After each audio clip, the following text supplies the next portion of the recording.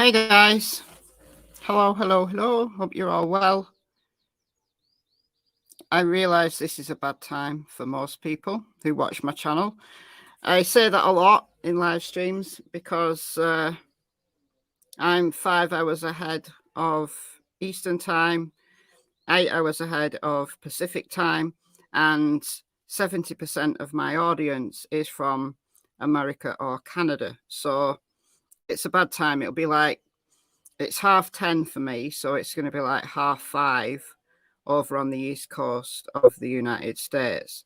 So if you are in the United States or in Canada and you are catching this live, then you've either not gone to bed yet or you're up very, very early.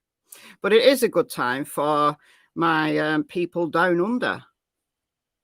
So, yeah, it's a good time for somebody in the world at least. But it's 10:30 in the morning for me, and I do have to go out later. So there's kind of a hard stop on this. I need to stop it at about 12:30 at the very latest. So 2:30 a.m. for someone here. Hold on. So it's 11:30 for Jackie, 5:30, 2:30 a.m. Wow. So you must be over on the West Coast. There you go. It's a good time for you then. 9:30 p.m. in New Zealand. So today we are gathered here to talk about the crazy, crazy developments in the Rudy Farias case. Absolutely. I honestly, I'm flabbergasted. I'm astonished by the things that are coming out. So in the last live that I did over on Michelle Walks, I talked about the kind of the developments up to the point of the Houston PD press conference and how they'd contradicted what the activist Cornell X had said.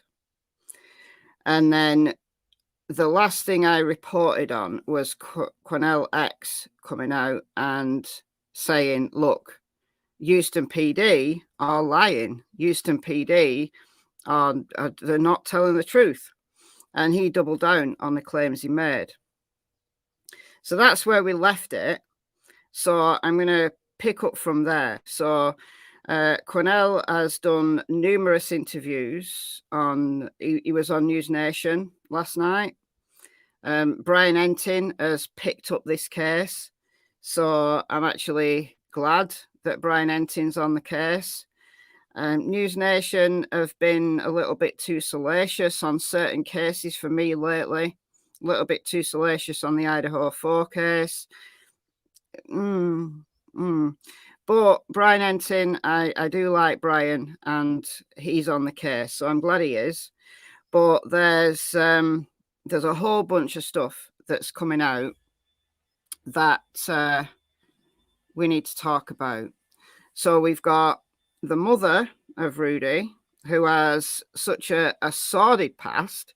One of her previous husbands is accusing her of bigamy, so being married to more than one person at the same time. We've got the court documents for what he's claiming, so I'm going to show you those. And it's just mad. It's just mad. So, yeah, Cornell X did a press conference yesterday. It was very late my time. It was like 11 p.m. my time. So I did watch it live. However, there's some information that was presented at that press conference that the mainstream news didn't show. So I'm also going to show you the bits. It's about 17 minutes worth of information that doesn't appear. I can't find it anyway on any of the news channels that reported on that press conference yesterday.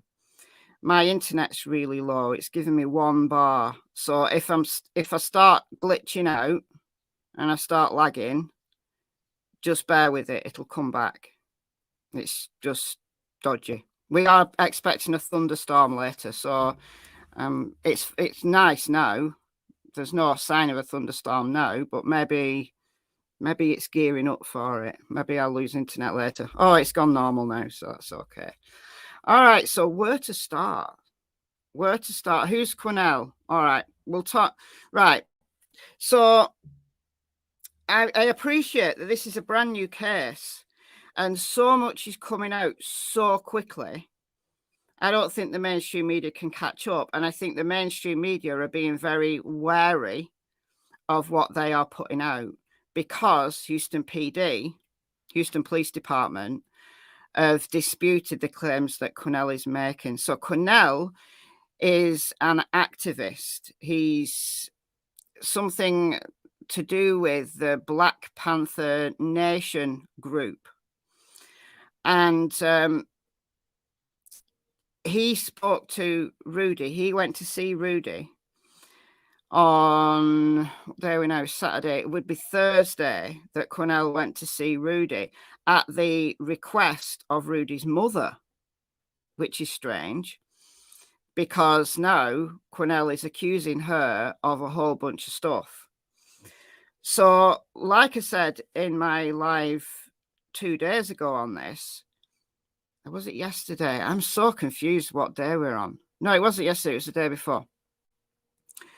So Cornell would have seen Rudy on the Wednesday because the press conference was on the Thursday. The HPD press conference was on the Thursday because I reported on that on the Thursday.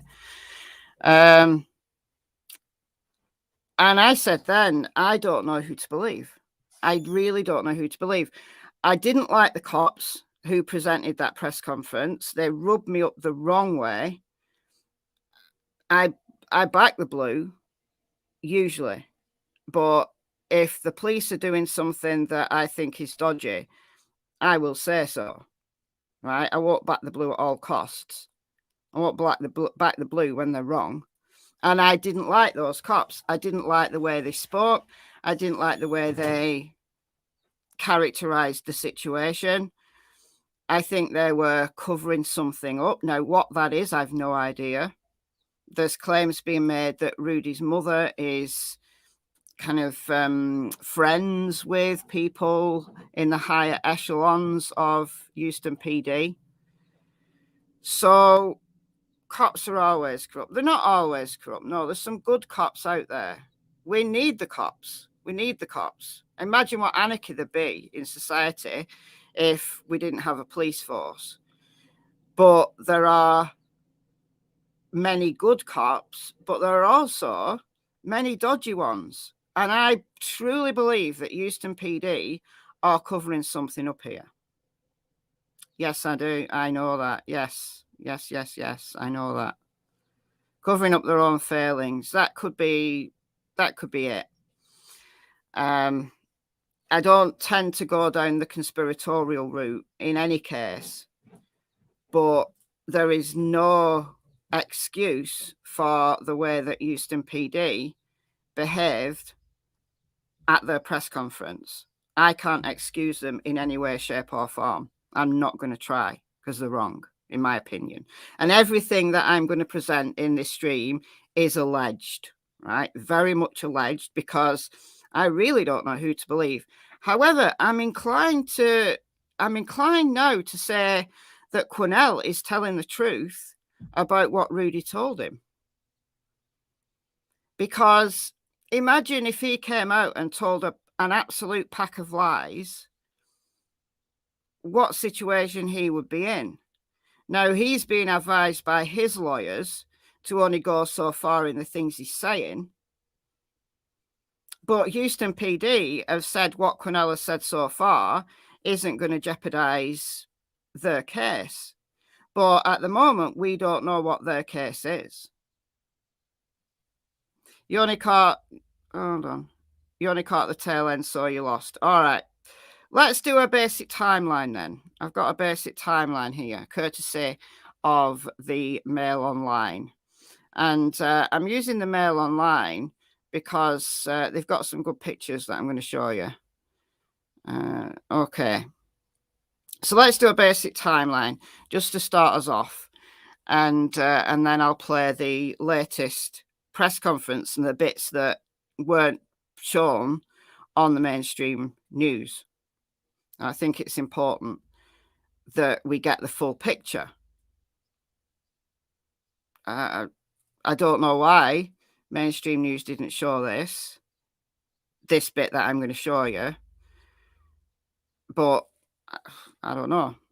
Anyway, I don't need my camera for this. All right. So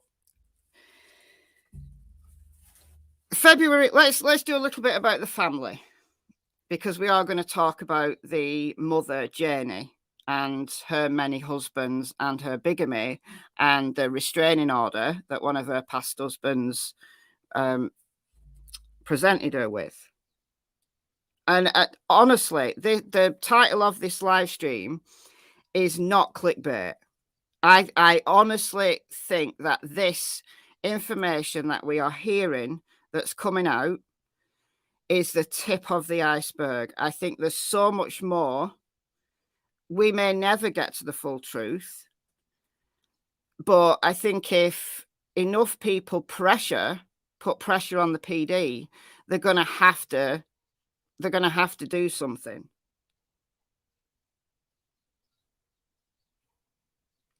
So Rudy lived with his mother and father, mother Janie, father Rudy Farias III.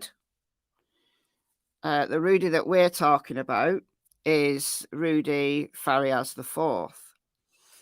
And Rudy had an older brother. But on February 13th, 2011, his older brother Charles died in a car accident. And apparently, now I'm saying apparently because this has come from Rudy's mother, not from Rudy's mouth himself, and I don't believe a word she's saying, but apparently after Charles's death, Rudy became depressed because he really looked up to his older brother, and it was really hard on Rudy. And then August 19th, Rudy's father died of a self-inflicted gunshot wound. So that's August 19th, 2014. And there's a bunch of stuff that sits behind that because he was a cop with Houston PD. And it's being alleged that he knew he'd been caught doing, some of the cops were involved in this scam or ruse or something, giving out tickets, giving out driving tickets and things like that when they shouldn't be, to make claims basically that they're doing more work than they were. And this is just all alleged. Allegedly he was found out and he took his own life. Okay. And it's then only a few months later that Rudy went missing, allegedly, because he wasn't missing at all. He was missing, actually, he was missing for a total of 2 days.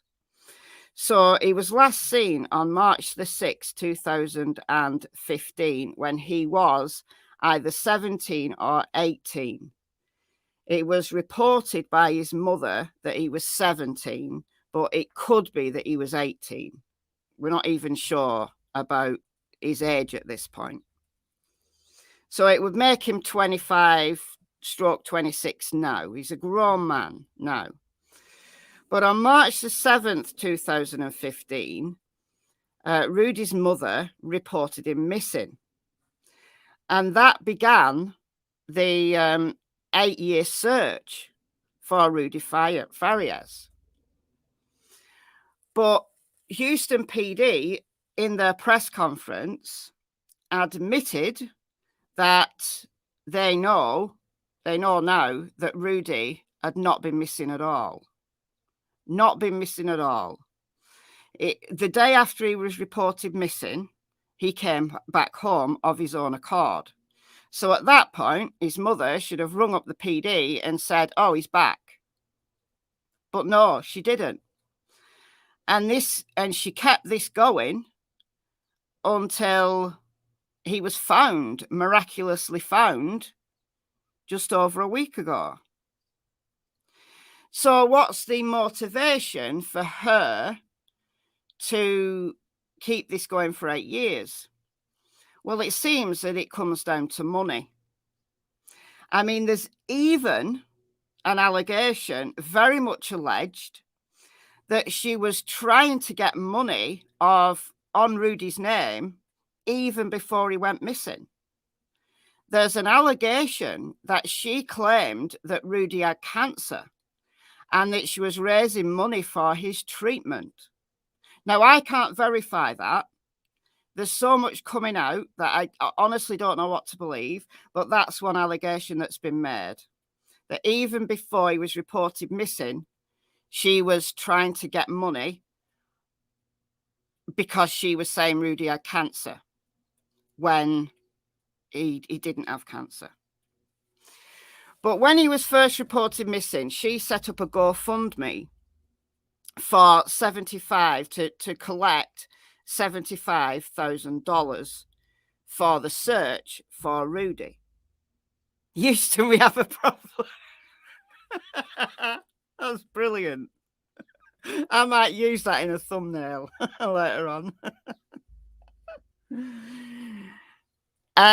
Anyway, this GoFundMe that was, the target was 75K, only raised 2K. But still, it was raising money. And she's done numerous GoFundMes over the last 8 years. And News Nation reported from Brian Entin, he reported that GoFundMe, the website, has now banned her, Janie Santana, from putting up any more GoFundMes. So I think the GoFundMe, the website, are protecting their own backs, and they've banned her. But that's not the only way she's been using Rudy's alleged disappearance to get money. There's another allegation that Rudy's brother, Charles, there was an insurance policy, but like a life insurance policy. But when he died, he'd left the money to Rudy, not to Janie. So she couldn't benefit from Charles's death. But there must have been, again, very much alleged. I can't confirm this at the moment at all. This is just what's being alleged. That if Rudy went missing and could be considered deceased, like after a number of years, you can assume someone's deceased if you've not heard from them and no one's seen them. So there may have been a clause in this insurance policy that if Rudy died, she could claim the money. We also don't know what policies, if any, sit behind Rudy's father's death. We don't know if there's something there that that needs looking at. But what it seems to be, ultimately, her keeping Rudy hidden seems to come down to money. But there may be more to it than that, because the claims that are being made about what she did to Rudy over the last 8 years, and possibly even before he went missing, amount to emotional, physical, and sexual abuse. So if she was engaged in an abusive relationship with Rudy after his father's death, so remember, his dad died in August 2014, and he went missing, 6-7 months later. Let's have a look. Yeah, 7 months later, in March 2015. So if she was abusing him and he had nowhere to stop her, he would have been 17 at the time.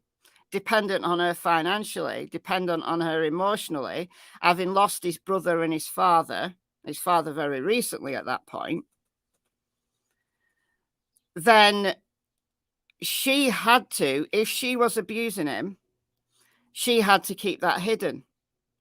Now, when he went missing for 2 days, and this is just my speculation, my opinion, I think he ran away to get away from this abusive mother, but then realized he had nowhere to turn because he'd been isolated from his other family members at this point.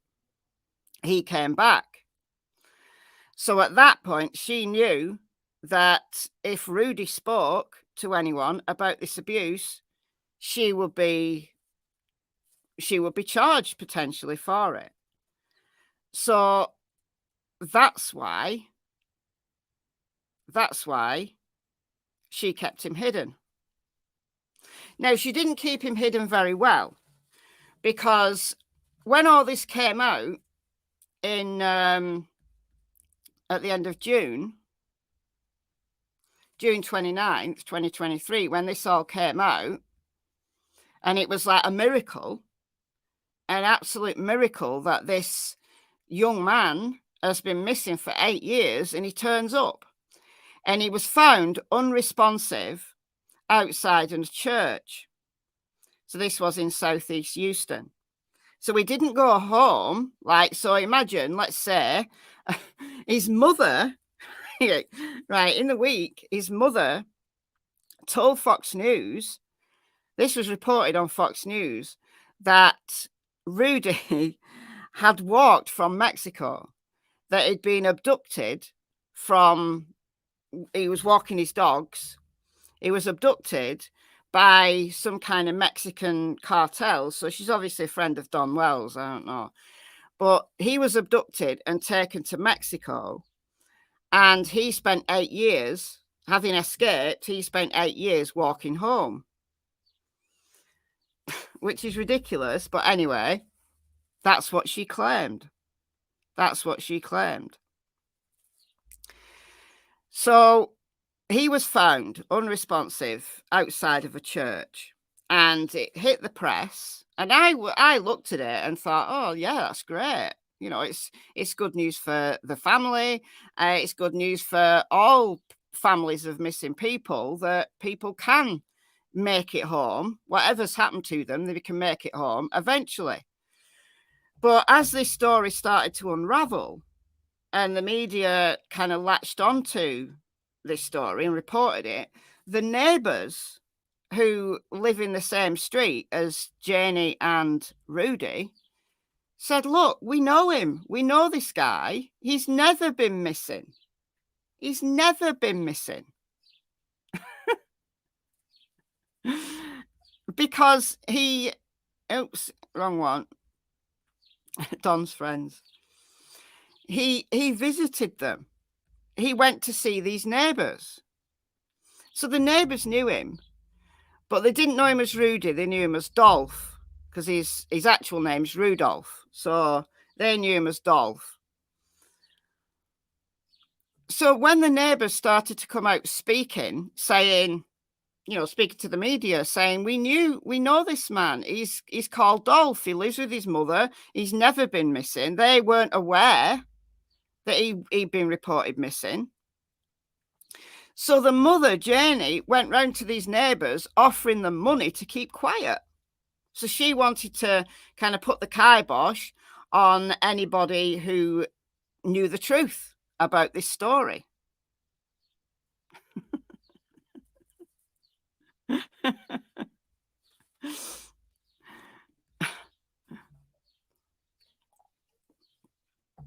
So she's a liar through and through. And Houston PD agreed that they knew that this story, this 8 years missing, was a lie.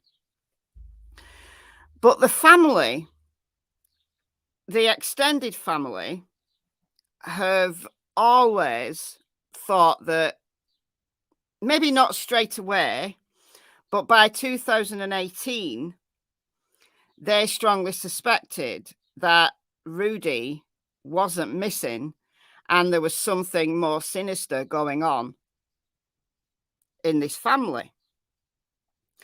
So in September 2018, family members called the police and said they'd seen Rudy.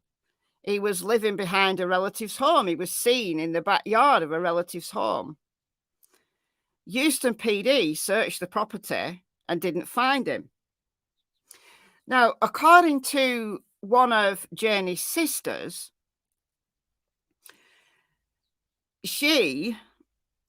and she'll tell you in her own words, if I've got I don't know if I've got the clip ready to go. But anyway, according to one of Rudy's sisters, who was a care worker, she'd gone round on numerous occasions to Rudy's mother's house because the elderly mother, so Janie and this sister's mother, was living with Janie. And there was reports that the house was dirty and that the mother, so it'd be Rudy's grandma, was living in squalid conditions. Mandy, welcome to memberships. Welcome to the Secret Agents Club. Thanks for joining. Thanks for joining. So when she went round to find out what was going on with her elderly mother,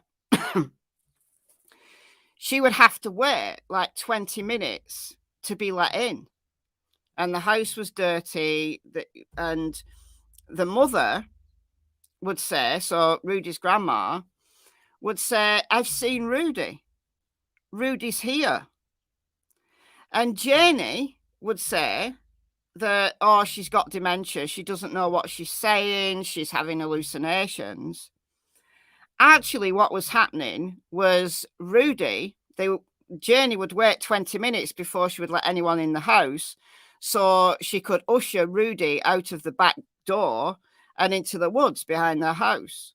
And he was required to go and hide in the woods. There's also claims that there's a padlock on Rudy's bedroom door. So when Rudy wasn't being supervised by his mother, she'd lock him in his bedroom. So I would imagine that in 2018, when Houston PD went and searched the house, Rudy would have been required to go and sit in the woods out of the way. They're her sisters. They're her sisters. They're not on the dad's side. They're on Janie's side. They're her sisters. So Houston PD have failed. They failed Rudy. They failed their community in really getting to the bottom of what was going on here. Yeah, they're half sisters. Yeah. But they're on the mother's side.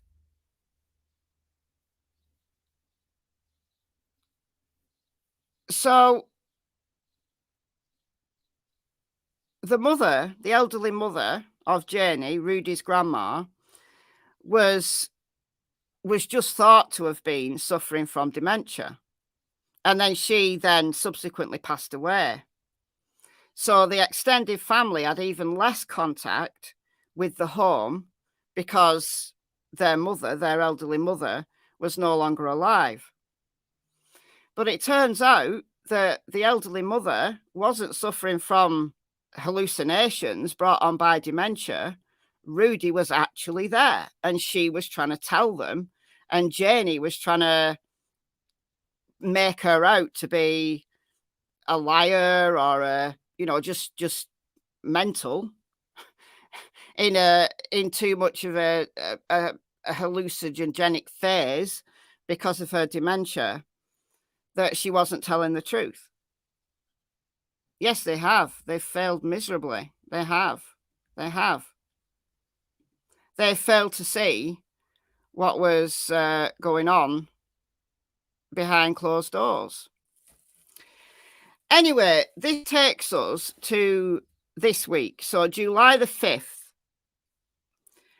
community activist Cornell X meets with Rudy at request of Rudy's mother. So why she decided to ring him, we don't know. Presumably, she thought that Cornell X could, get on her side and back her story up. I don't know. But he went to meet Rudy at the hotel that they'd been staying at. And in the presence of a detective who subsequently denied it, there was a detective in the room. Cornell X was told by Rudy himself, he spoke with Rudy for over an hour, by Rudy himself, that his mother had been abusing him emotionally, sexually. And Houston PD came out and just point blank denied that had happened, even though there was a detective in the room when these allegations were made. Thank you, Curious Kiwi. Thank you so much for the three New Zealand dollars. Thank you. So why would the police deny it? Well, this is the thing. This is like, I played the first press conference that Cornell X did. And then the day after, Houston PD did their press conference, and I played that as well. So I played them back to back. I played Cornell's, and then I played Houston PD's on my previous live. And my jaw was on the floor. When I was listening to some of the things that Houston PD was saying, my jaw was on the floor. They were so unsympathetic and saying that they could charge Rudy as well as his mother because they'd had contact with Rudy over the 8 years. They'd actually had contact with Rudy over the 8 years. But his mother and Rudy have been giving false names. So that's another failing, because if Janie and Rudy had been, under police attention for things like driving offences and things like that, why have Houston PD not checked that out? Why have they not checked their IDs? Why have they not asked to see driving licenses and things like that? That does not make sense. Doesn't make sense to me. So it is unbelievable, April. Absolutely unbelievable. So this brings us to the latest press conference by Cornell X. So this happened, it was 5 p.m. Texas time. So it was 11 p.m. my time. Cornell X and the family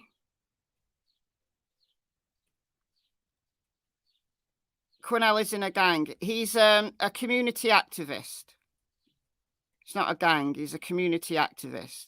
Well, that's what he calls himself. Now, there's a lot of things that have gone on in Cornell's past that the Mail Online have been digging into. So the Mail Online, I don't know whether they're backing the police or whether they're just looking into all sides, but they're claiming, so this came out, when did this come out? This is new, this is recent. So this came out on the 6th, so 2 days ago. Who is Cornell X and why is he involved in the Rudy Farias case? Ex-Black Panther member accused of stealing $345,000 from lawsuit clients was invited by the 25-year-old's mother to mediate and sit down with cops at the Houston hotel. So it was the mother, Janie, that brought Cornell in. But there's a whole bunch of things that are being alleged about Cornell that are coming out. And again, I can't confirm any of these claims. I'm only going off what is being reported in the media. So there's things in his past that are perhaps questionable at the very least. So by 2012, lawsuits have piled up from clients who claimed Cornell had defrauded them, and a judge in Harris County eventually ordered the activist to pay $200,000 to a grandmother that he failed to provide services for. However, as of 2022, Cornell has not made the payment, as reported by the Houston Chronicle. So there's claims about him being made. So there's obviously two sides to every story, but I honestly can't see why Cornell would lie about what Rudy told him, especially as he was in the presence of a Houston PD detective. It doesn't make sense for him to lie and put himself basically in the firing line of a really big lawsuit. Yeah, there are. You know, there's two sides to every story, but in this case, there's many sides to this story. Like, who is really telling the truth? Anyway, so Cornell and Cornell's family, extended family, so his aunts and his cousins, did a press conference yesterday. So I'm going to play that press conference. It's 20 some minutes, but there's also another part to this that wasn't played on the news. So I'm playing this from Grissy's Hood News. Now, Grissy is I think she's an independent reporter who's been really on this case. And she's got this part of this press conference that wasn't played on the news. So I'll play the press conference for the sake of people who didn't see it. And then I'll play the 17 minutes that wasn't included in the press conference that everyone's reported on. So this is courtesy of Grissy's Hood News. I'll put a link to this in the chat. I've got a link to Grissy's YouTube in the description box, but I'm playing this from her Facebook. But she's also got it on her YouTube channel. So I'm going to play this now. It's 20 some minutes.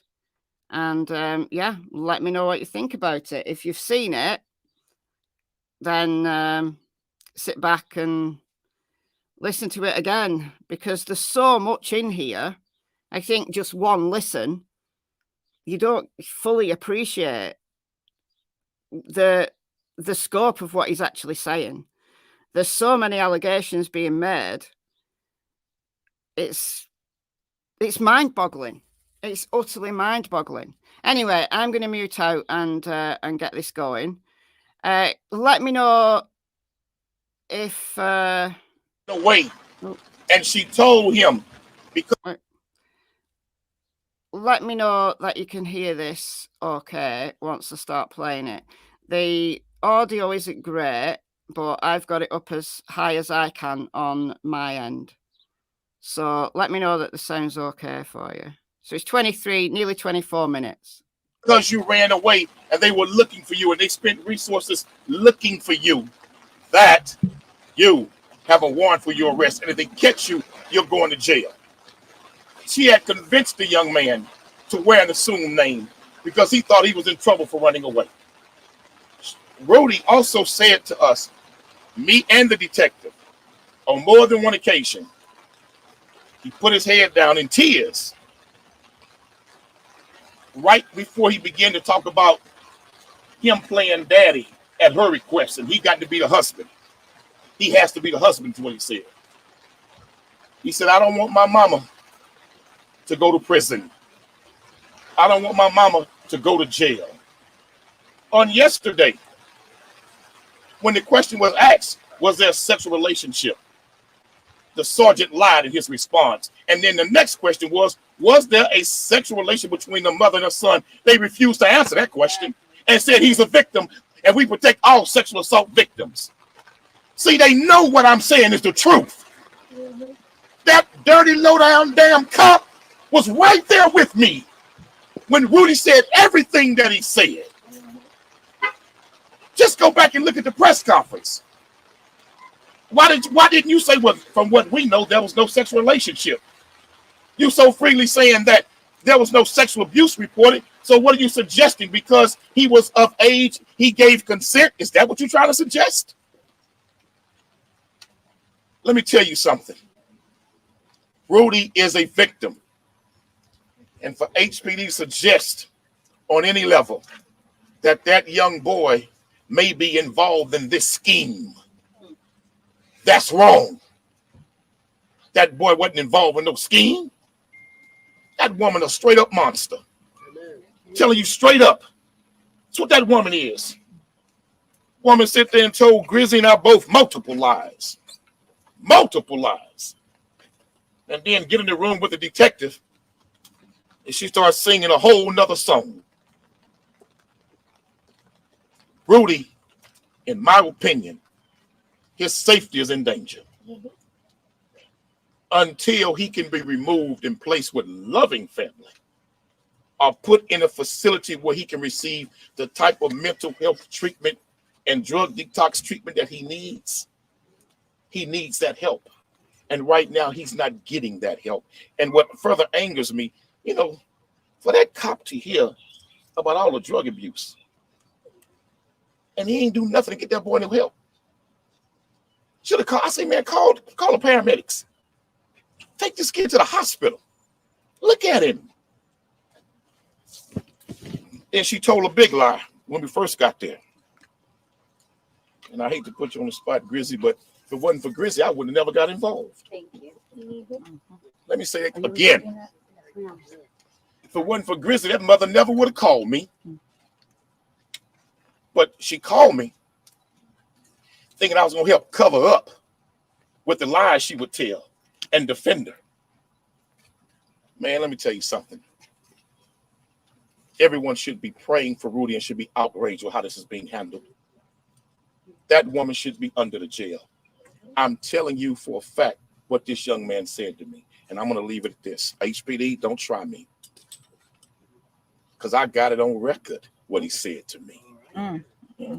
But for the sake of the victim, I'll respect that young man's dignity, as my lawyers told me to. But if you try me with your lies again, I'll let everybody hear what that young man said. But I want to respect that young man's privacy, because what he went through should be for him to expose to a therapist and not for me to share with the public. But I covered my bases. I'll take your questions. Why do you think HPD is lying? I think HPD is embarrassed that they encountered Rudy on several occasions and did not do their due diligence. When they came to this address, had they done just some basic fundamental research, they would have seen that a child went missing from this address just years before. When they encountered him on other occasions, they didn't do their due diligence. They let that boy keep going with his mother. When neighbors would call in, when family would call in and say, hey, look, we got this tip about Rudy, they never even followed through. And in fact, they have to tell the whole world now why when Rudy was found, you waited 8 days. 8 days to question him. In fact, they wasn't going to even question Rudy. Let me be clear about that.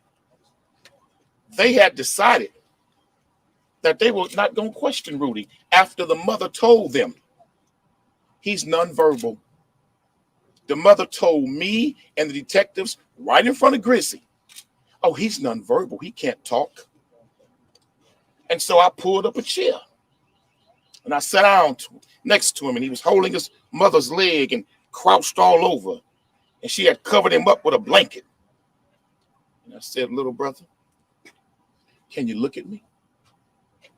And he raised his head up And he looked. He said, I know you.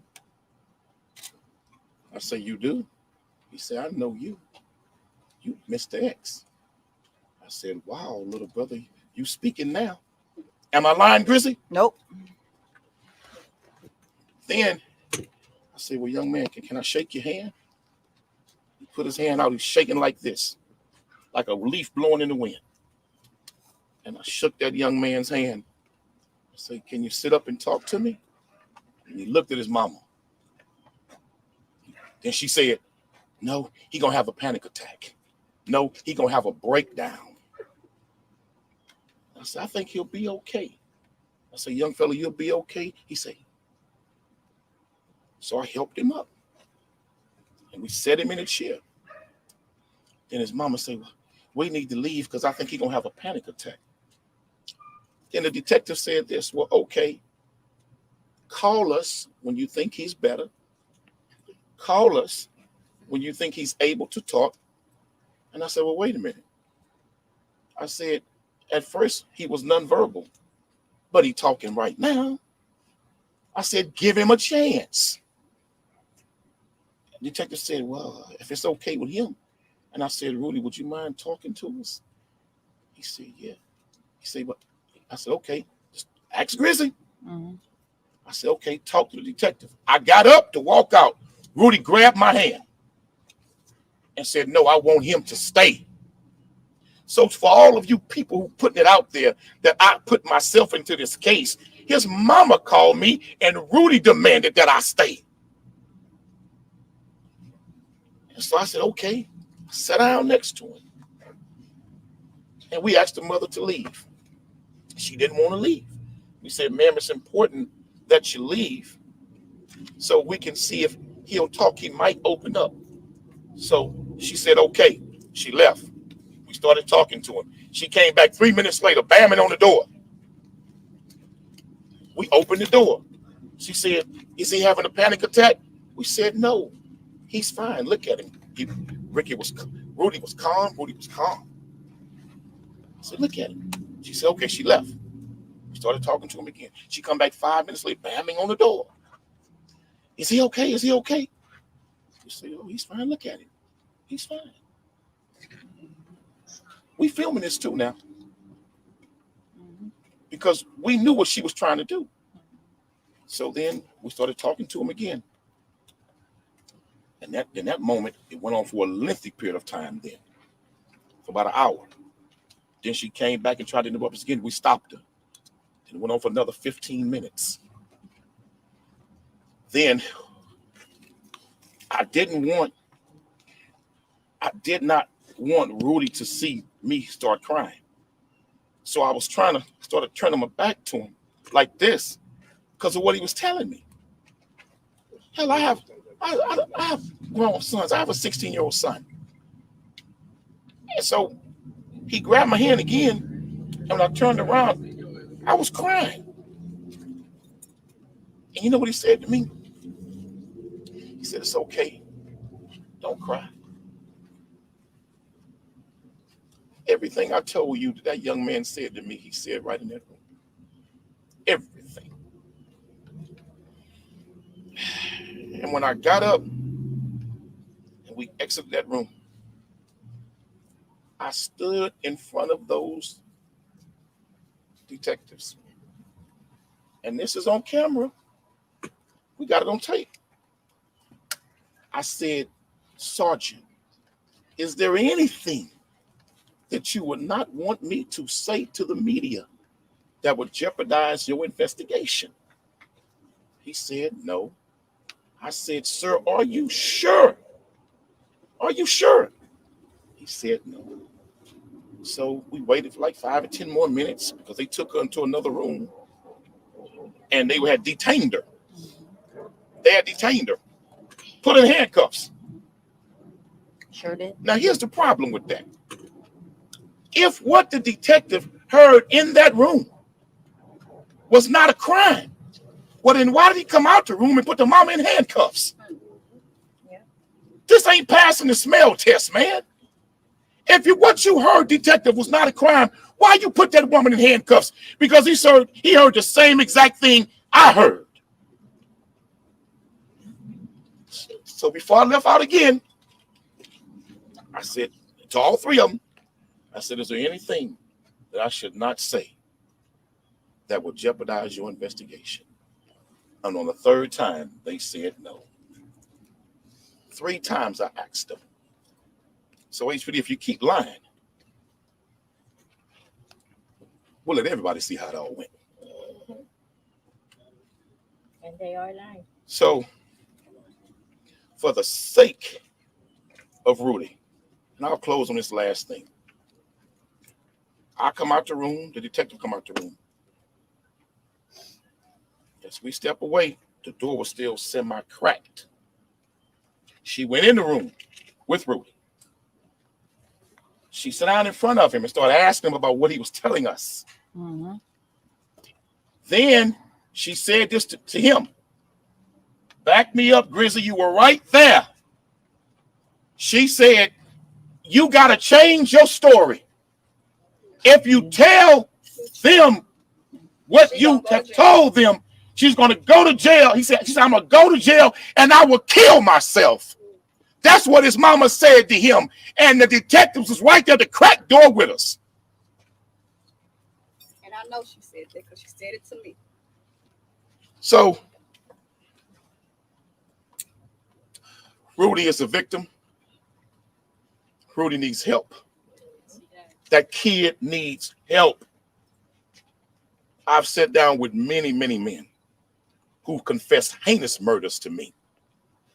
I've sat down with men who've told me about crimes they've committed that I've had to turn in that'll make you vomit. This ain't my first case like this.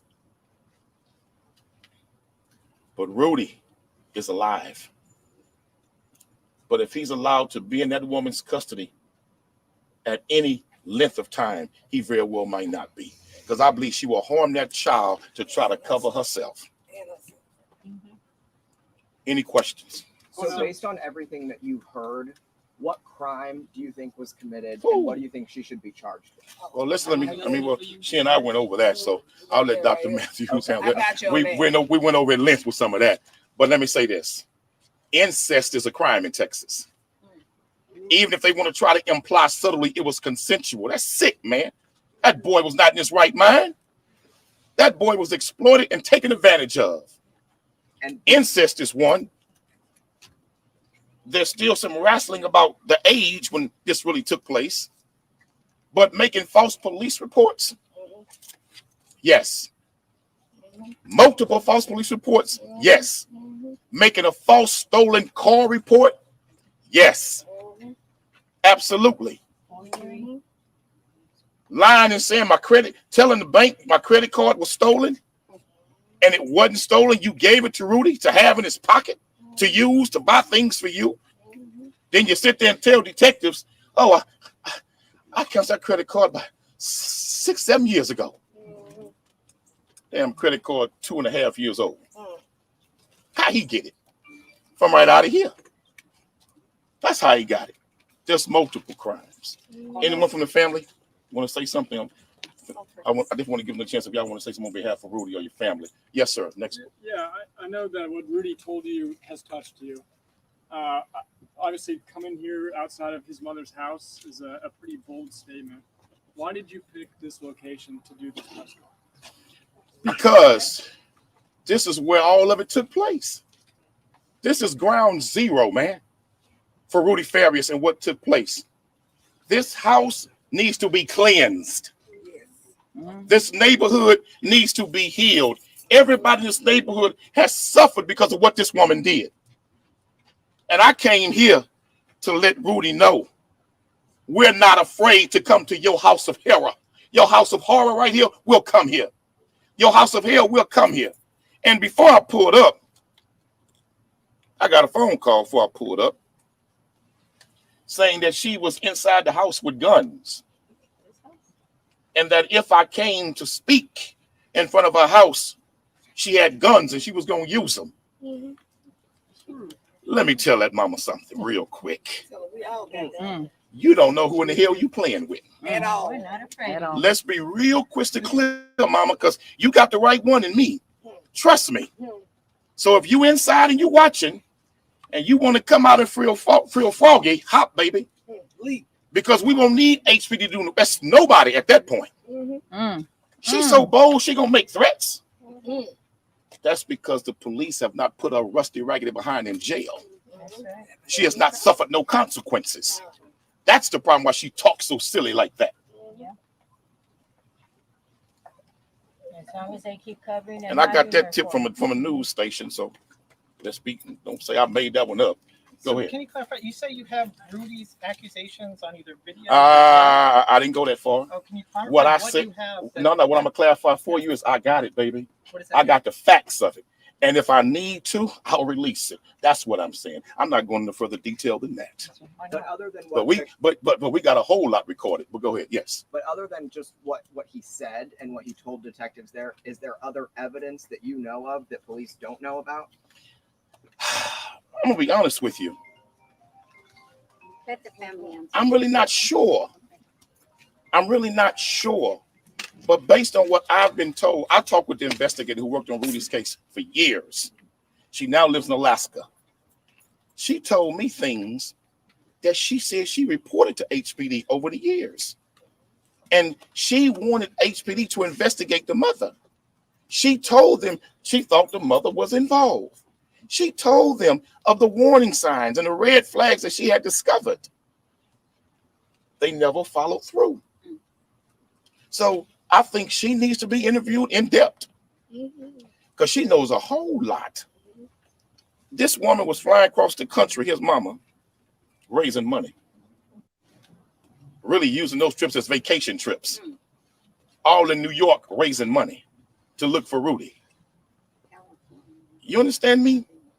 There's a whole lot more to this story. But that investigator knows a great deal with whom I spoke with.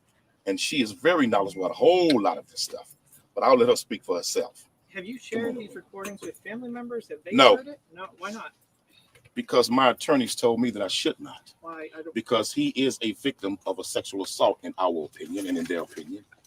And that I should not for the sake of his personal privacy. What's the difference between you describing what's in the tape and you just releasing the tape? Because that's my right to do so. And I wanted to they told me, no, don't do that. I'm following wise legal advice. Who's your lawyer? And that's none of your business. Okay. But Stanley Snyder. But anyway, Stanley Snyder. But no, told me not to. Yes. Okay, I'm here. Y'all just asked, was there any other evidence or anything else, any other way? Just state how you're related. So my name is Michelle Rodriguez, and I'm first cousin to Rudy Farias, Janie's niece. Prior to Rudy's disappearance, his so-called disappearance, his mother had been seen by my late grandma of causing abuse to Rudy, sexually, physically, mentally. This did not just start when Janie reported Rudy missing. It was going on for quite some time before then. And did it start at this house? No. But Janie needs to be brought in. And the police letting her go, the DA letting her go, letting her walk free because they don't have no proof and they say that there are no sexual assault proof. Y'all not going to know that. I want to say something, but they're not going to know that if they didn't take him to go get medically checked. And they refused to do that. And they let her walk. They're not going to know what the hell she's really done if they didn't bring her in and put pressure on her to talk, which they're allowing her to do because they're covering up for themselves. They're covering up what they knew years ago, and they didn't want to come out forward. So the chief of police, the DA, and any other law enforcement that knew about this from back then, y'all are going to come out. It's all going to come out. You can't hide. Nothing's going to be hidden anymore. So whatever you think you can hide, good luck. It's coming out. What do you know Michelle, en about Rudy's español, status, right? te podemos preguntar, ¿están ustedes haciendo una acusación muy grave al departamento de policía diciendo que están ocultando información, de que están ocultando parte del testimonio que dio de Rudy? ¿Por qué creen que ocultan esa información? Porque ayer el chief of police dijo que no había pruebas, que lo que dijo Cornell X que no era cierto. cuando había alguien más adentro que escuchó todo. Y están diciendo que no oyeron nada, ¿ok? 1. 2, están diciendo que no ha pasado nada y que Rudy tiene la edad que él puede hacer lo que él quiere. Y que Janie no le hizo nada. Janie sí le hizo algo por muchos años y ellos están diciendo que eso no Pero es ¿por un qué sexual crees que assault. mienten? ¿Por qué crees que mienten? Porque no quieren que salga lo que ellos hicieron, que Janie sepa, y lo que ellos hicieron aquí, la investigación que hicieron aquí en esta casa, no salió todo en el reporte como debería. Como que cometieron errores en la investigación. Sí. Was CPS involved before he was reporting this? I don't know. I haven't gone that far to check. But if they were, I'm sure it was just an in and out because she had HPD to back her up. She had a lot For of friends with various reasons, HPD. because she has contact with HPD prior to her relationship with Rudy Farias, the HPD officer that committed suicide, who is Rudy's father. She's got other contacts in there, and they know that. What do you know about Rudy's status right now? I'm a little confused. Police said he was with mom last night. No, he's with a family friend. Okay. She Friend. when police reported that he was safe with family, the initial report that they put he was safe with family, he was never with family. We have it on video who he was with and how he left the hotel. He didn't leave with no family. The hotel the other day, I guess. The hotel the other day. He didn't leave with family. He left with someone else who was a friend of his mother's. Have you spoken to him since yesterday? No. Also, let me tell you something I learned that was interesting to me from speaking with the investigator. Rudy's brother died in a motorcycle accident. His brother had an insurance policy. You know who the brother named, according to the investigator, as the inheritor of the policy? His little brother, Rudy. Okay? But if Rudy dies, or if Rudy is no longer around and declared dead because he's missing, guess who inherited the money? His mama. Yeah. When she discovered that, she told HPD to get in contact with her. They did not. There's a whole lot of stuff going on here that needs to be uncovered. Yes, sir. Can you explain who's here with you today? We have a couple of neighbors here. Let this neighbor come up. She was attempting to pay neighbors. Let me be clear. In the last couple of days, she was offering neighbors money to break into the house. Okay, so that's the first part of this press conference. And if I need to, I'll release it. That's what I'm saying. I'm not going into further detail than that. Hold on. Other than But what we got a whole lot recorded. But go ahead. Yes. But other Okay. I don't like Facebook. than just what he said and what he told detectives there. Stop it. All right. So there's a part 2. Now, the news channels have not got this part that I can find anyway. Maybe some of them have, and I just haven't seen them. But there's neighbours and family members that speak. So that's another 17 minutes that I think of everything that was said at this press conference, I think this is the most valuable information, to be honest. But the problem I've got with Cornell X coming out talking, and I said this the other day, and I do stand by this, that if there's claims of incest, it puts Rudy in a very difficult position legally, because incest between adults that are parent, child, grandparent, grandchild, if they're both adults and it's consensual, both parties get charged with incest because incest is a crime. Obviously, if that incest takes place between a child and an adult, then it's automatically a crime, and that child is automatically the victim, because a child cannot give consent sexually, can't give consent. But because the age of consent in Texas is 17, and I did look this up the other day, the age of consent in Texas is 17. The age of adulthood, so to be considered an adult, is 18. But the age of consent to sexual activity is 17. Now, I know that that might sound odd, but in my country, the age of consent in the UK is 16. But the age of adulthood, so the age that you can vote and you're legally termed an adult, is 18. So you can marry at 16 with parental permission, and you can have a sexual relationship perfectly legally at the age of 16, although you are still legally a child. So I don't know why age of consent laws are different than adulthood laws, but that's just, presumably it's just something historic that happened. But I think there was some confusion the other day. I saw it in my chat, and I don't think I commented on it, but I did look it up. That there's this discrepancy as to whether we're talking about a child at the age of 17, or we're talking about, yes, that's correct, Samantha. In Northern Ireland, it is 17, yes. So England, Wales, and Scotland, the age of consent is 16, but in Northern Ireland, which is part of the UK, Ireland, the island of Ireland is split into two. So Northern Ireland is part of the UK, and then the rest of Ireland is its own republic with its own laws and stuff. Anyway, yeah, there was some confusion about whether Rudy at the age of 17 is a child or an adult.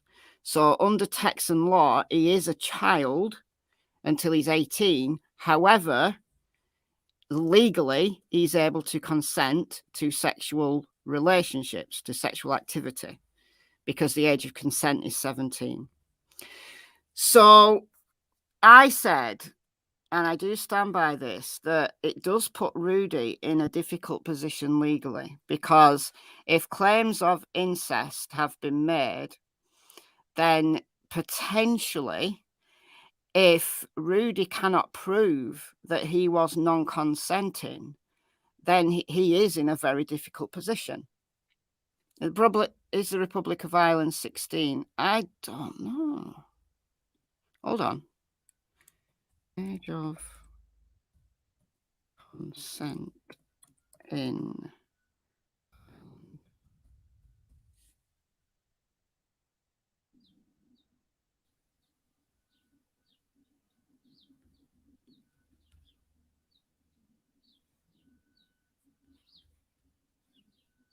Hold on. It's giving me 17, but I think it's just assuming I'm meaning Northern Ireland.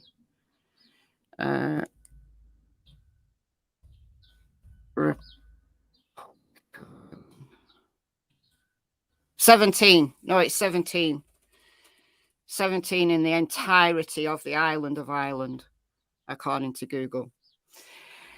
However, there are some caveats to this, because if Rudy has been drugged, he was given drugs, he was intoxicated at the time that this incest took place, then he is a victim, and it is sexual assault. Now, I don't know the specifics of Texan law. All right, I'm going to be very clear and very upfront. I know nothing about the specific laws in Texas. I can only go off what I know about my laws in my country. But in my country, sex is considered, any sexual activity is considered non-consensual if one of the parties is intoxicated and the other party knows that that person is intoxicated. An intoxicated person cannot give legal consent. So if someone is drugged, for example, or someone is plied with drink to intoxicate them so that sexual activity can take place, that is considered non-consensual. So there's that issue to consider, that was Rudy being drugged at the time of this incest? If so, she's committed the crime, he is the victim. Okay. There's also another issue that I needed to clarify for myself, that if Rudy has a learning difficulty, mental disability, he also, this is a dodgy one. This is a dodgy one, but arguably he cannot consent. Yeah, lacks the mental capacity to consent. Yes. I mean, being intoxicated counts to being mentally incapable of consenting. That's ultimately what being intoxicated and not being able to consent is all about, that you lack the mental capacity. Like, you can't sign legal documents if you're intoxicated. You can't get married if you're intoxicated, because you are deemed mentally incapable of fully understanding the nature of that contract. So if you turn up to your wedding drunk, the likelihood is that you will be turned away because you cannot sign any legal contract if you are intoxicated. And it's the same with consenting to sexual activity. But under Texan law, I don't know how far that goes. So Rudy, however, would have to prove mental incapacity. Now, if he has a diagnosable mental disability or learning difficulty, then it's much easier for the prosecutor to claim that Rudy is the victim. So this is a very difficult legal situation. Now, Houston PD in their press conference said that what Cornell had come out and said is not jeopardizing their investigation. But apparently Cornell has got more that he's not releasing under guidance of his lawyers. So I think he's doing right in stopping. If there's more, if Rudy said that there's more to this than lying in a bed with his mother, being forced to sleep in the same bed with his mother, forced to kiss his mother, which in itself is a sexual assault. But if there's more, if you catch my drift, that Rudy has disclosed that Cornell is not disclosing, Cornell is doing the right thing. I think Cornell is on the verge of stepping over the line, in my opinion. But in that first press conference I played in my live on Thursday, he looked genuinely shook. He had to be a really good actor to be, yeah, that was the term, play daddy. Yeah. He looked genuinely shook, genuinely.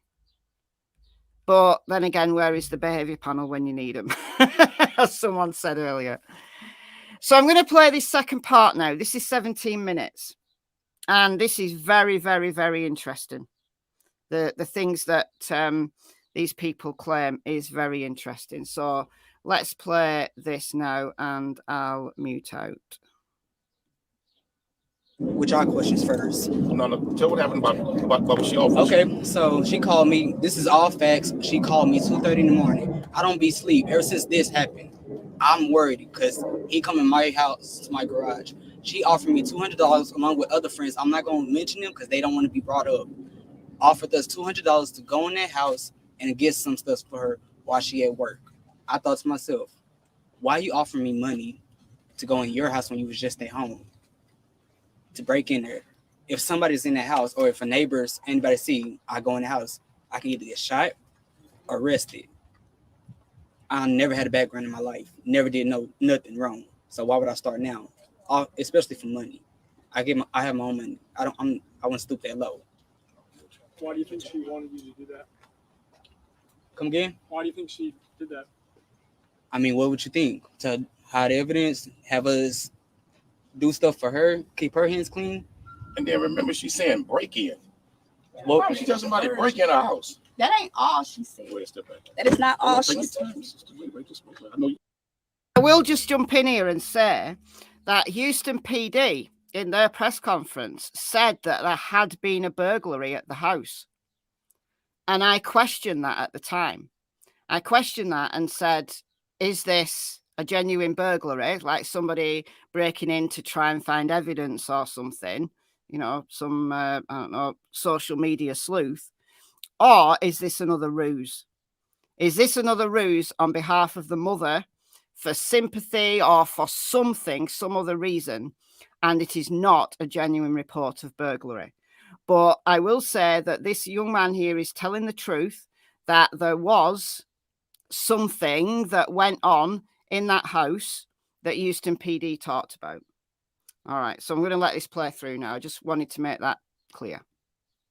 You heard it. It's okay, go ahead. Say your name first. My name is Keisha Ross. I'm the neighbor that discovered that he wasn't missing. She didn't just offer them to go into her house. She offered my cousin $200 to go in back of the house the day all the stuff went down and knock on the window. Dolph, I saw him. He used to carry a gun. So suppose my cousin know too much.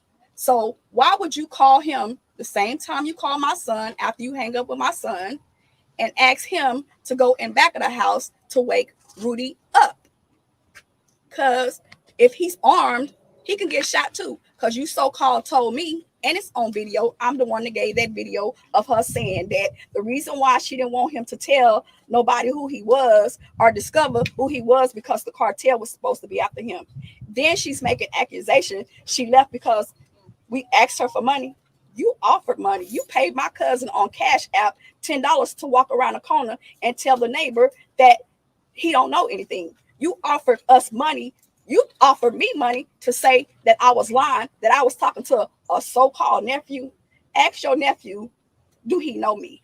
Ask your nephew what's inside my house. Only person that can answer that question is Rudy, because that's who I always let in my house and let in my garage since I've been here. And I've been here since 2022. And I never knew he was missing. Stay with crime if she's committed. Okay. So, Dr. Candace Matthews, I'm the National Minister of Politics for the New Black Panther Nation. We've actually done some research in reference to the laws that has been actually broken by Miss Jeannie back here, Rudy's mother. And we find it very interesting that the DA has not picked up any charges whatsoever. Because when you're dealing with this type of situation, when you have someone that is actually then gave allegations that has gave pretty much whistle blew on what has happened to them, law enforcement is supposed to act, and none of that has happened. So what we have is aggravated kidnapping, which is section 2004. A person commits an offense if he intentionally or knowingly abducts another person with the intent to inflict bodily injury on him or violate or abuse him sexually or terrorize him or a third party. So by her having sexual intercourse with her son, then threatening her son, telling him, if you go and say anything, then I'm going to go to prison or you're going to go to jail, that falls under that law. And that's a felony. Next one, we have sexual assault, Texas Penal Code 22011. A person commits an offense if B, a sexual assault under section A1 is without the consent of the person or other persons if 3, the other person has not consent and the actor knows that other person is unconscious or physically unable to resist. Isn't that what happened with the drugs? Yes. Okay, I continue. Number 4, the actor knows that as a result of mental disease or deflict, the other person is at the time of the sexual assault incapable either of appraising the nature of the act or resisting of it. And then also part 6, the actor has intentionally impaired the person's power to appraise or control the other person's conduct by administering substance without the other person's knowledge. So we know clearly that was already reported to us through Rudy. Then Miss Jeannie, clearly we already know Section 3708, false report to a peace officer, federal special investigator, law enforcement employee, correction officer, or jailer. A person commits an offense if, with intent to deceive, he knowingly makes a false statement that the material to a criminal investigation and makes a statement to a peace officer, federal special investigator conducting the investigation. Then let's remember we talked about the GoFundMe that falls also under Texas Penal Code 3103, which falls under theft. A person commits an offense if unlawfully appropriates property with the intent to deprive the owner of property. B, appropriation of property is unlawful if the person is stolen and the actor appropriates the property knowing that it was stolen by another. And that comes out to be a Class A misdemeanor if the value of the property is stolen from $750 to $2,500. So that's a charge right there with the GoFundMe. Then we got another charge. It was also stated about the insurance fraud, correct? So if Rudy was missing for 4 years, then that funds go to the next of kin, which is the mother. So hiding him for 8 years, that falls under this insurance fraud. That falls under 3502, insurance fraud. A person commits an offense if, with intent to defraud or deceive and insure the person in support of claim for payment under the insurance policy. Also, part 1 of 3502 prepares or cause to be prepared a statement that A, the person knows contains false or misleading material information, and B, is presented to insure, or 2, present or causes to be presented to and insure a statement that the person knows contains false or misleading material. So those are at least 5 charges that she can have right now. Why is she still in this house?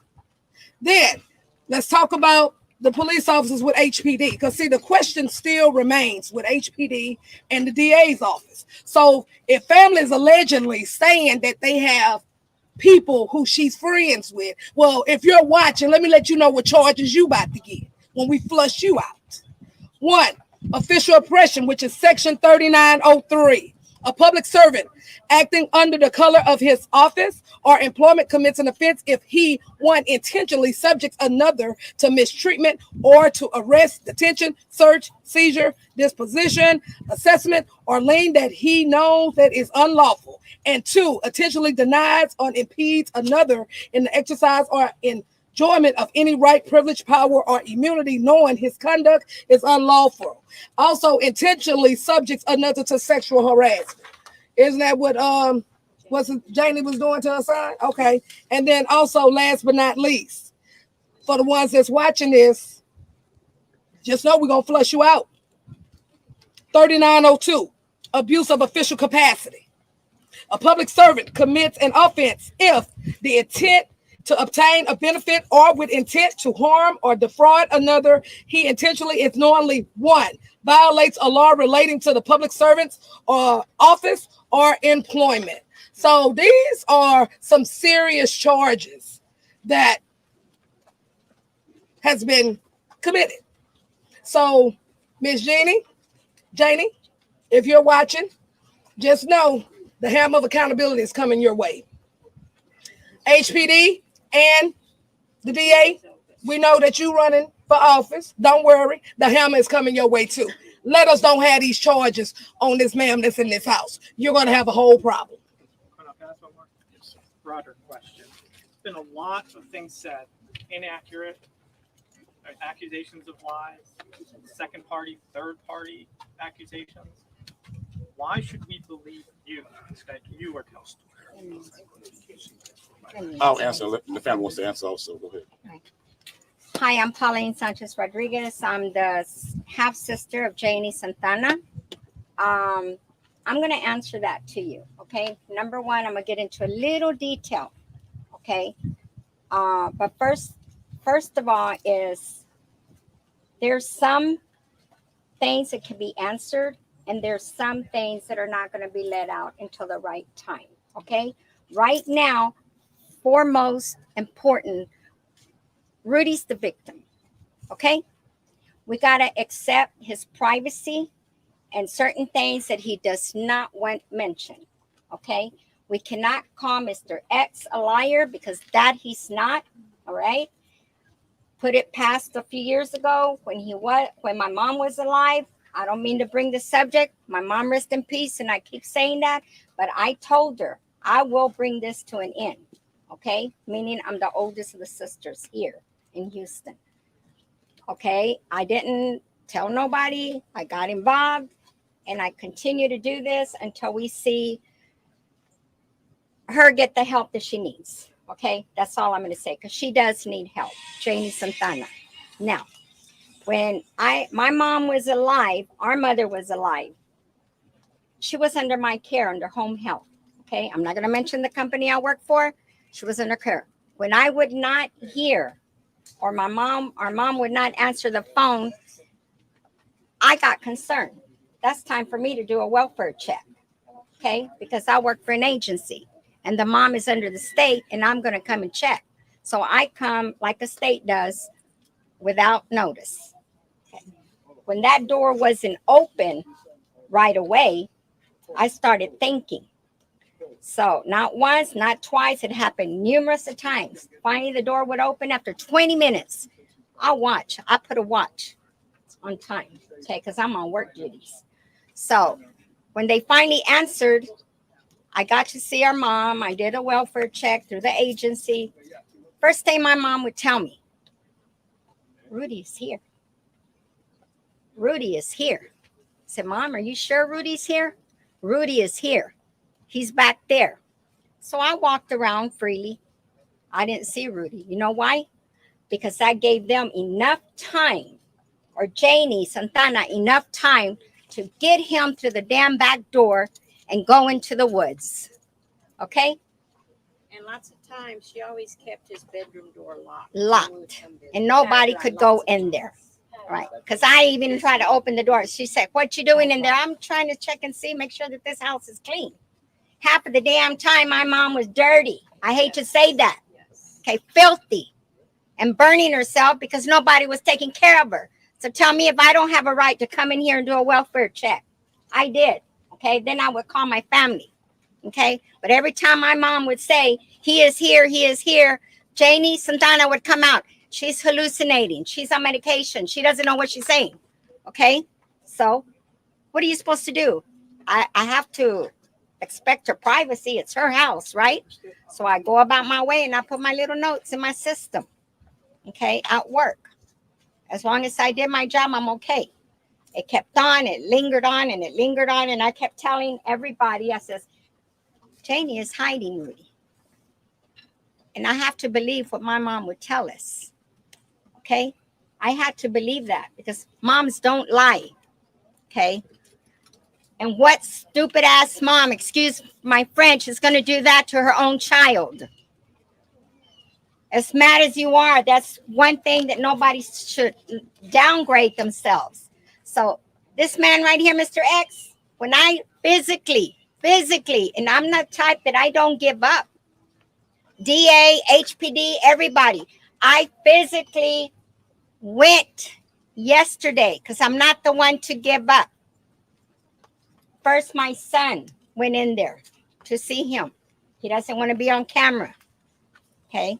He's one of my firstborn triplets. He got there. Then finally, my nephew agreed to see me. Thanks to Grissy. Okay? Grissy's the number one. If it hadn't been for her, we wouldn't have come this far. Right. This far and have Mr. X here. The only thing, as soon as I hugged my nephew yesterday, we started in tears. And I know him already from him growing up. He went to a Catholic school. Am I right, Linda? He's not one to lie because they don't teach you that. And he was raised up by my grandma being through him since he was a baby. He wasn't raised to lie. When I contact him and I more or less told him what Janie Santana did to you, you're going to be okay. So he more or less knew what I meant. You know, we cried, we shed tears. It's like telling me, yes, absolutely. You know, when I said when Cornell, did I say Cornell X talked to him? He said, "Is that going on?" He nodded his head. He wasn't going to say it out loud. So do you expect me to call this man a liar? Hell no. HPD and the DA better get their shit together. All right. I'm sorry to say these words, but I'm a type of person like my daughter here. I'm going to speak the way it is. All right. So anybody, for your answer, it has to be answered. He will, what do you say? The best answer that you could have got, she just gave it to you. Do you have a copy of his life insurance policy, and would you be able to release it? I don't have it. I believe that the investigator has. Once again, my name is Pauline Sanchez. I don't have no, it's like I said, I can tell when people are lying. I've been there. I've done that. Not what's happening here, of course, you know, but I left home at 12 years old for certain reasons from Janie's father abusing me. And it runs in the family because he sexually abused me. Okay. I shouldn't have said this out loud because it's been a long time. So it runs in the damn family. Her uncle, I'm not going to mention names. He tried to do that too. Okay. No. Okay. I'm tired of this, and this has to stop somewhere. Rudy needs help. Pauline, ¿te puedo hacer una pregunta? So that's all that Grissy Hood News reported on. I think there's more. I think there was more to that. 102. Abuse of a... Shut up. I think there's more to that press conference, but that's all that's come out. So I don't know what to believe about the family members, right? And it's all really divisive at the moment because, yeah, it is a mess. It is a mess, Karen.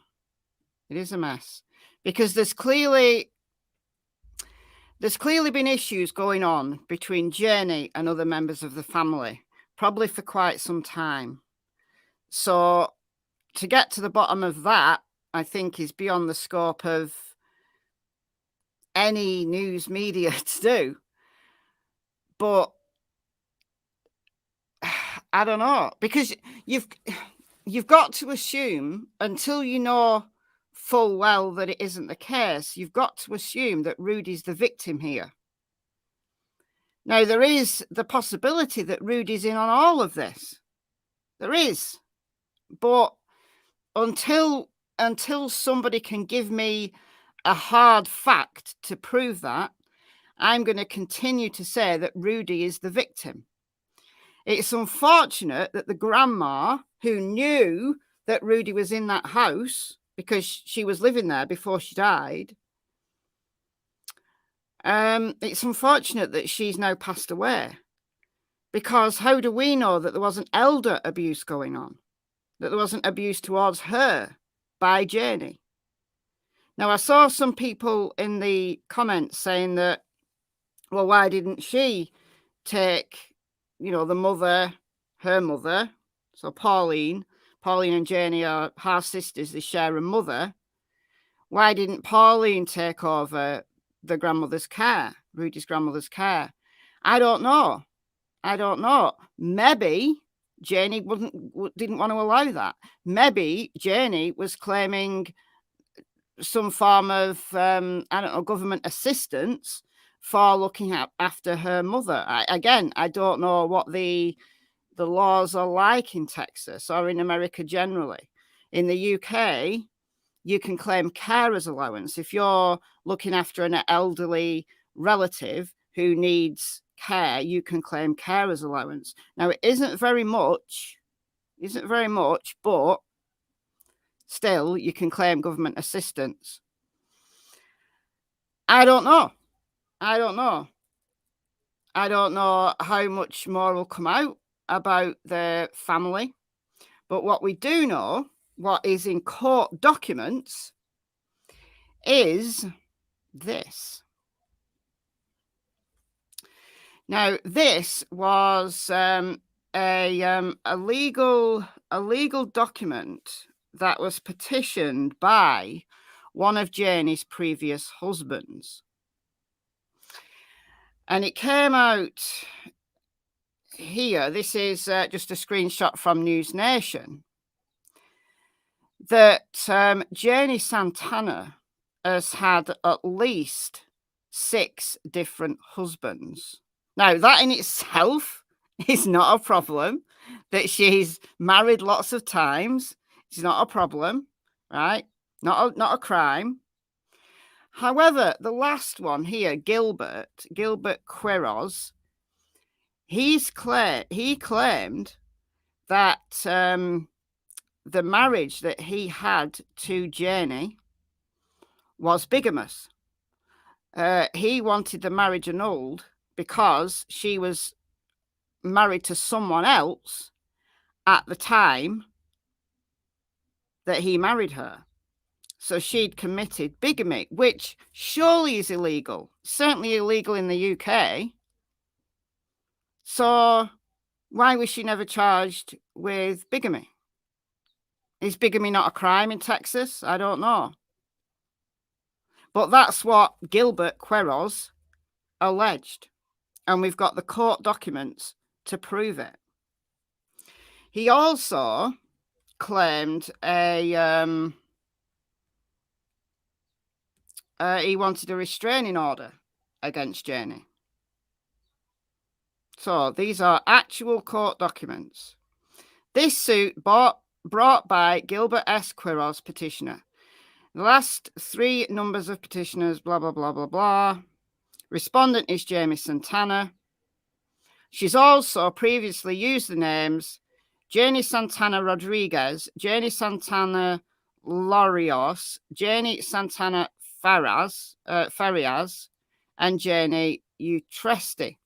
Now, she's potentially got all of these aliases because she's been married so many times. So if she's been legally married, she can change her name, can't she? I mean, you can change your name whenever you want, as long as you do it, as long as you're not defrauding anyone, you're not attempting to defraud anyone by changing your name, then you can change your name.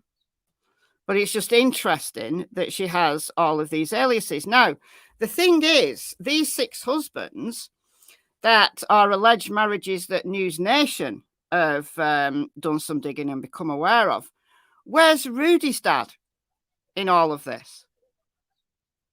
Because Rudy's dad was called Rudy Farias III.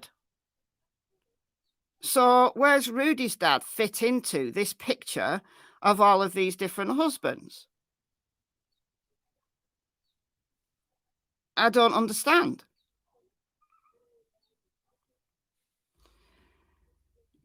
But anyway, back to these oops, what have I done here? Back to these court documents.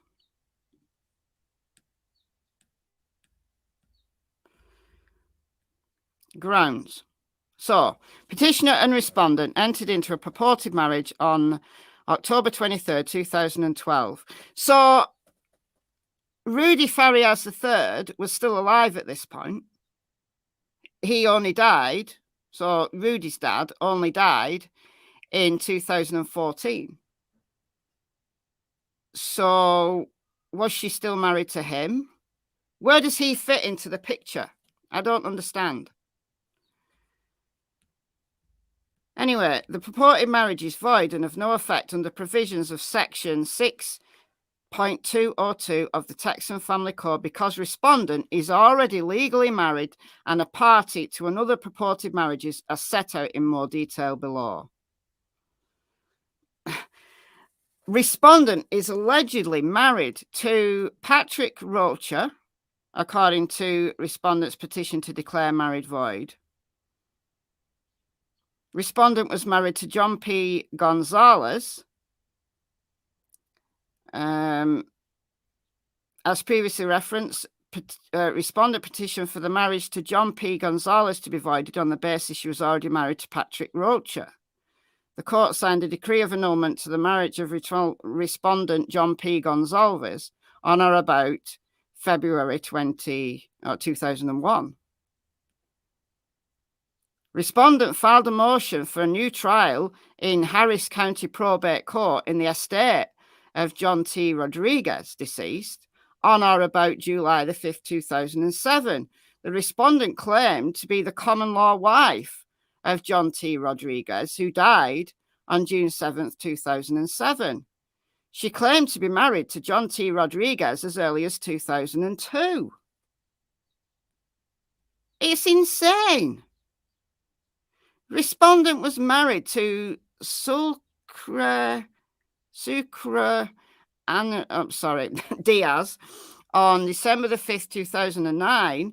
During the disposition of Mr. Diaz taken on December 18th, 2012 in connection with this, he was still married to the respondent. So it appears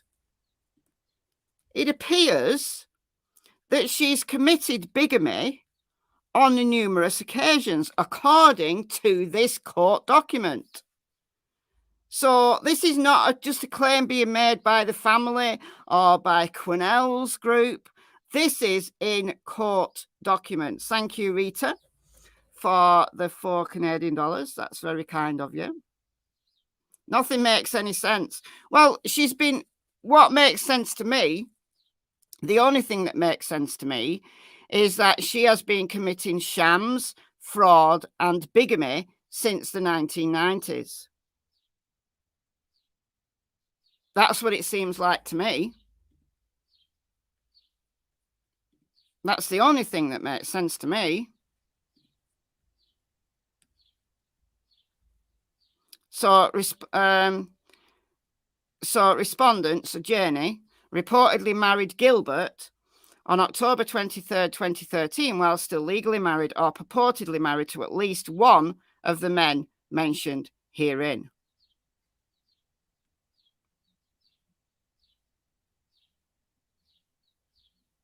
And then there's an issue about property. Now, I don't know what came of that. Then we've got a temporary restraining order being requested. How has she gotten away with it, Curious Kiwi? I want to know. I mean, surely it can be proven in marriage records that she was married to more than one man at the same time. That is a crime. Surely they can do her for bigamy. If nothing else, this is provable. Now, there's a PI apparently currently working on the issue. He shot himself in the head. Self-inflicted gunshot wound in August 2014.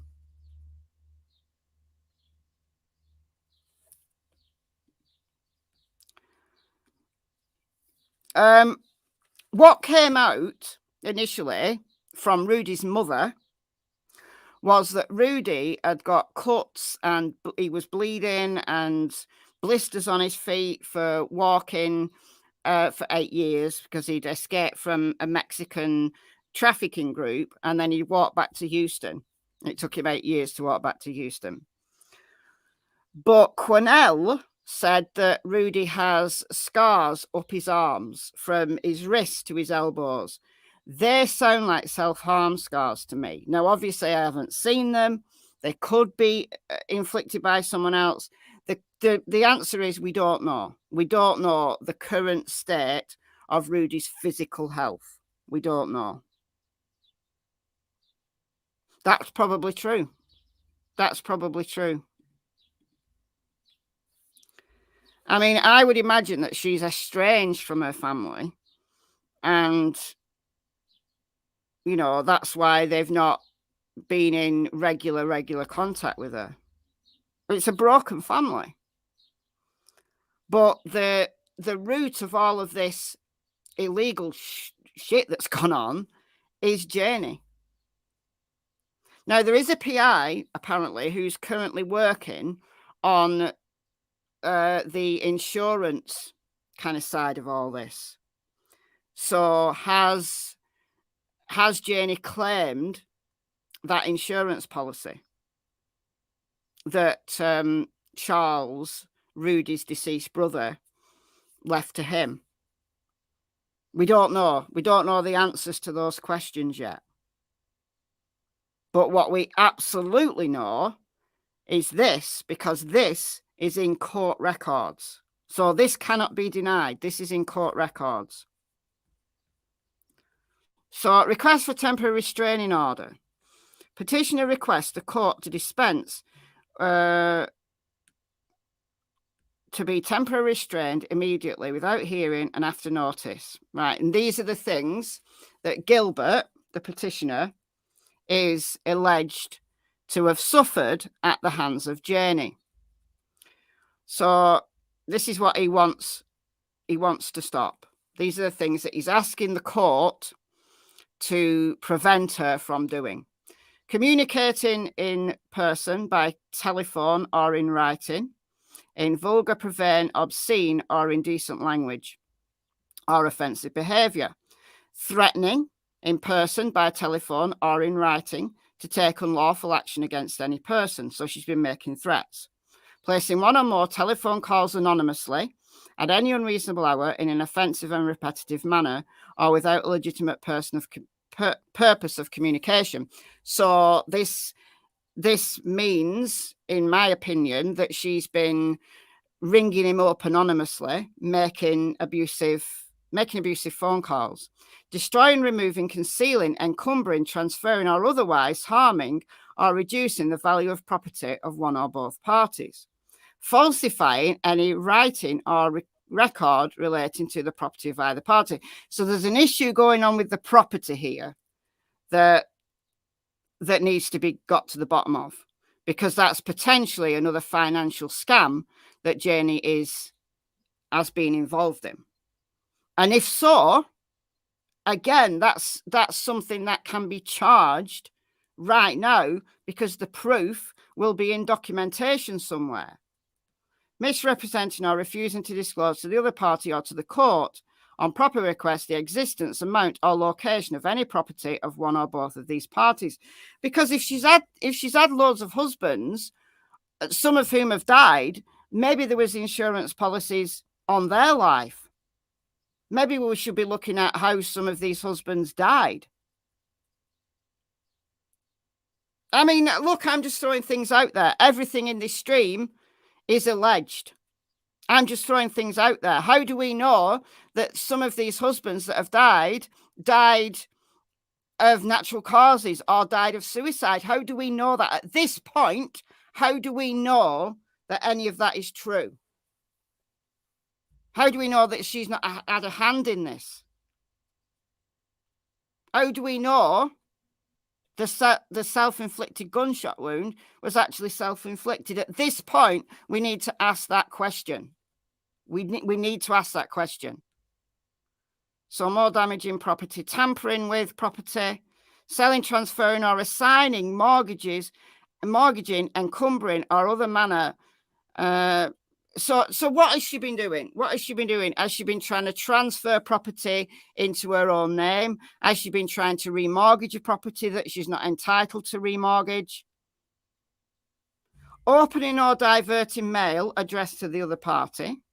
Signing or endorsing the other party's name on any negotiable instrument, check or draft, such as tax refund, insurance payouts or dividends, or attempting to negotiate any negotiable instrument payable to the other party without the personal signature. She's been doing this for years. She's been doing this for years. So destroying or disposing of financial records. Destroying, disposing any email or electronic data relevant to the subject matter. Terminating or in any matter affecting any accounts for service, utilities, and then the address is redacted. Contacting his employer, commanding officer, or any other third party relating to the petitioner's employment. So she's been harassing his employer, maybe. Contacting his family. Posting any information or comments relating to this lawsuit on any public media. A request for permanent injunction. So again, all of these permanent injunction that he wants claiming. Now, I don't know how any of this panned out. All I know is that this document has been, I'm reading this from the Mail Online. I'm going to download this, actually. Will it let me download it? There must be a downloadable version somewhere. I'm just reading this from Mail Online. But News Nation said that they'd got a bunch of court documents. So at the very least, she can be done for bigamy. That should be easily provable. And also, I bet there's a bunch of frauds that have gone on for many years, that if somebody cares, like the cops, for example, cared to go back and look at this, there'd be a bunch of frauds. There's potentially federal crimes here. There's potentially federal crimes here. The feds need to get involved in this, in my opinion. If she's been collecting money in multiple states because Rudy was missing, she's been fundraising across multiple states. There was one, the same lady, Pauline, so Janie's half-sister, I didn't save it. I'll have to go back and try and find it.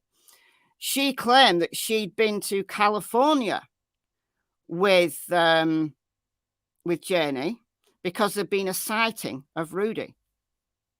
So if she's been going to multiple states fundraising, surely that's a federal crime. Surely. Yes, there is. There's so many moving parts here. So many moving parts here. So when I put on my title of my live stream, this is the tip of a sordid iceberg, I was not clickbaiting. I was not clickbaiting. I do occasionally get accused of clickbaiting. And if people actually watch my videos or listen to my live streams, they'd know that there's no clickbait ever in my work.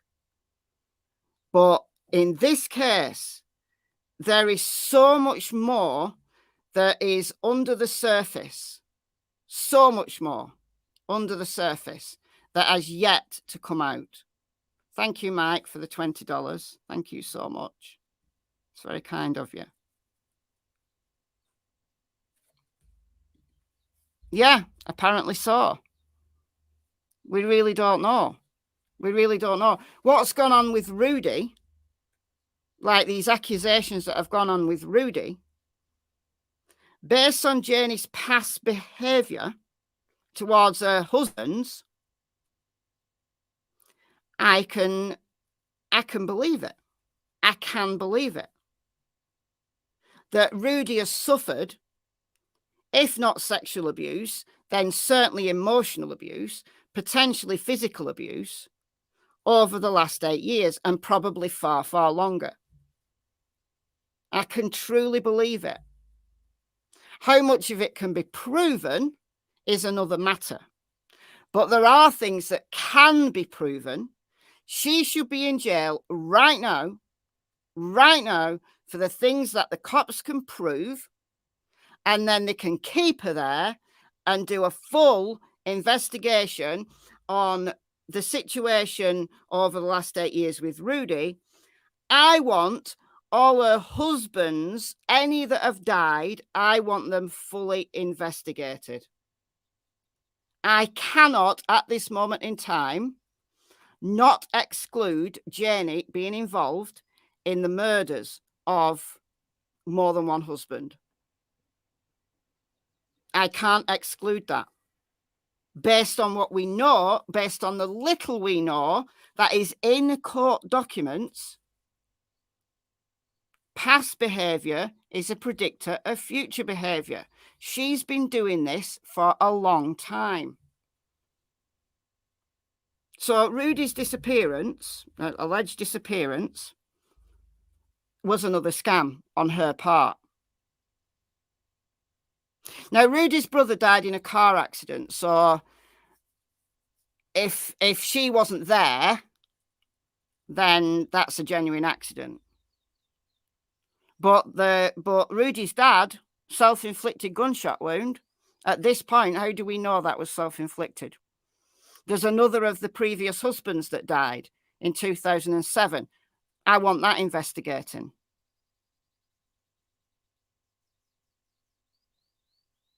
There is so much that needs to come out in this case. And I hope that the media, credible media, keeps digging. And I hope that social media sleuths keep digging. And they hold the cops' feet to the fire. Because at the moment, I can see there's a whole lot of crime underlying the life of Janie Santana. That's where I am with this now.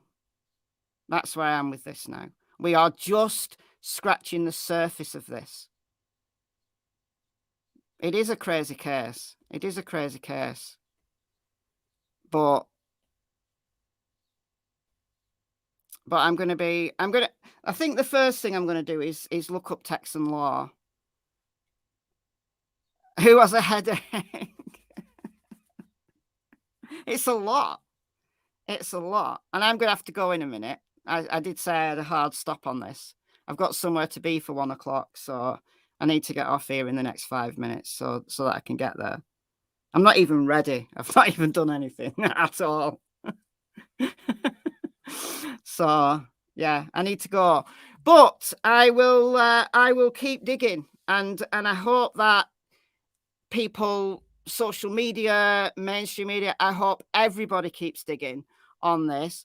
One thing I will say is please don't try to find Rudy. Please don't try to harass him. You know, if his location is revealed, I don't want anybody harassing him because he's a victim. He's a victim in all of this. Thank you. Thank you, Cassie.